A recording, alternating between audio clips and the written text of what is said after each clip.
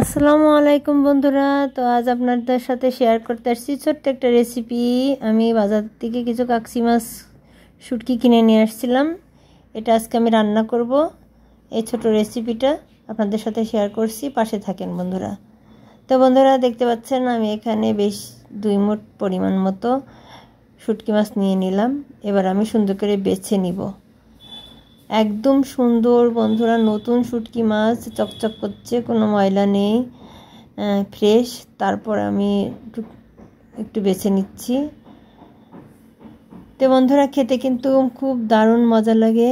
আপনারা যদি এরকম ট্রাই করেন দেখবেন যে একদম তাজা কাকচি মাছ শুটকির মতোই কাকচি মাছ রান্না, তাজা কাকচি মাছ রান্না যে এরকম ভালো লাগে, ঠিক সেরকম শুটকি মাছ রান্নাটাও ওরকম লাগে। তখন আমি কড়াইতে ভালো করে হালকা একটু ভেজে নিচ্ছি।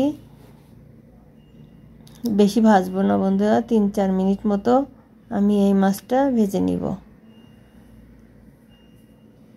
বেশি ভাজলে আবার ভিজবে না। তারপর আমি গরম পানি করে উমো গরম পানির মধ্যে চুবিয়ে রাখবো কিছুক্ষণ। তো বন্ধুরা আমার ভিডিওটি ভালো লাগলে লাইক শেয়ার কমেন্ট করবেন। তো দেখেন বন্ধুরা আমি পানি এখানে গরম পানির মধ্যে চুবিয়ে দিচ্ছি। 10-15 মিনিট মতো আমি ডুবিয়ে রাখবো গরম পানির মধ্যে।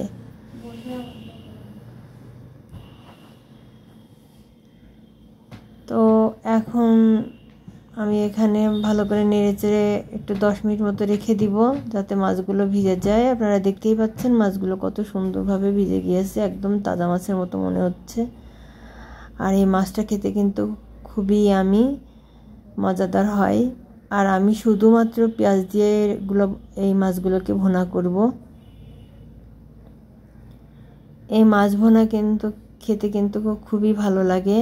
আর এই মাছ ভুনাটা করলে পরে আপনার পরিবারের সদস্য সবাই কিন্তু একবার যদি বাসাতে তৈরি করেন কিন্তু পরিবারে সবাই আবার অফার দেবে যে আবার তৈরি করতে। তা আমি সুন্দর করে ধুয়ে নিয়েছি, দেখতে পাচ্ছেন 8-10টা ধোয়া দিয়ে নিয়েছি, অনেক ফ্রেশ করে পানি দিয়ে। তো এখানে আমি পেঁয়াজ, কাঁচামরিচ আর রসুন কুচি নিয়েছি 1 পোয়া মতো, আর আদা বাটা, রসুন বাটা, মরিচের গুঁড়া, কাঁচামরিচ কিছু দিয়েছি, তারপরও আর কিছু জিরা গুঁড়া পরিমাণ মতো, হলুদ গুঁড়া, আর দিব আমি ধনিয়া গুঁড়া সামান্য পরিমাণ, আর সাথে দিচ্ছি 1 টেবিল চামচ লবণ দিয়ে আমি ভালো করে পেঁয়াজটা মাখিয়ে নিব। বন্ধুরা একদম ফ্রেশ করে সুন্দর করে ডলে ডলে পেঁয়াজ রসুনগুলো ভালো করে চটকিয়ে মাখিয়ে নিব।